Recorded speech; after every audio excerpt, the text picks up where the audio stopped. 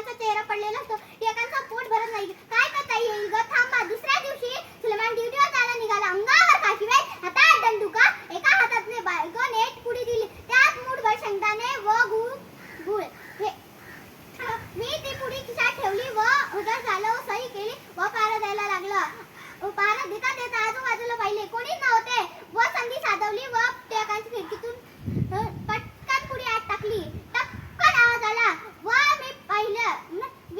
मी पाहिले सुलेमानची व माझी नजर झाली.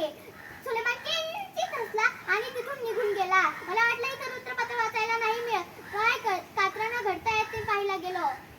मी ती पुडी उचलली, त्यात मूठभर शेंगदाणे व गुळ. हे पाहून माझ्या डोळ्यात पाणी आले.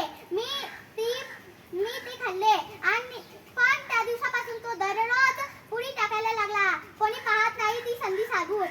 मला वाटलं इथला कर्मचारी जर पकडला गेला तर याची नोकरी जाईल, याची कच्ची बच्ची उपाशी राहतील, म्हणून मी बोलून घेतलं. इकडे ये सुलेमान, ही पुडी मला देत जाऊ नको.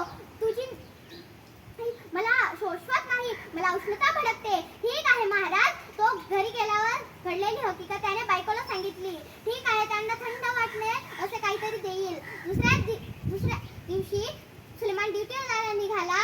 त्याच्या बायकोने एका हातात पुडी दिली, त्यात खडी साखर व बदाम. थंड वाटण्यासाठी सुलेमानाने ती पुडी घेतली व पारा द्यायला लागला. पारा देता देता इकडे तिकडे पाहिले, कोणी नव्हतं व पटकन पुडी आत टाकली.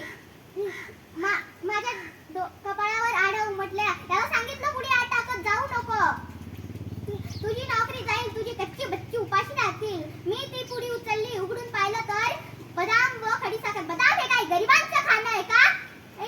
माझ्या डोळ्यात पाणी जमा झाले. मी ते खाल्ले. मी गहिवरलो. खरं तर मी मनाने खंबीर होतो. खणखण